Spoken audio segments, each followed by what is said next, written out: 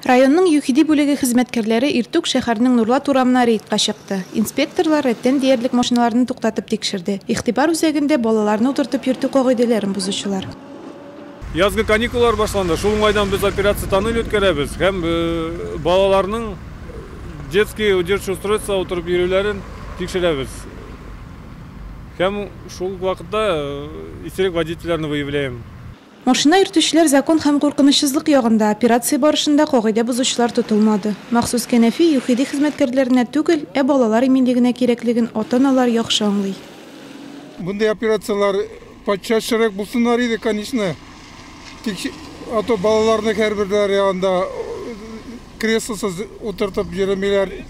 Авариялар, например, булганда балалар һәлак булмасыннар иде. Үзебез йөрткән вакытта внуклар килгәндә алар алып кайталар креслоларын, безгә калдыралар.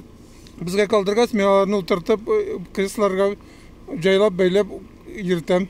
Инспекторлар машина йөртүчеләрдән юл йөрү кагыйдәләрен истә тотуларын һәм үзләренең генә түгел, чит кешеләрнең дә тормышын куркынычлык астына куймауларын сорады. Юл патруль хезмәте экипажы белән теләмәгән очрашудан качып булса да, кырыс җаваплылыкка тартылырга мөмкин. Иң куркынычы шул.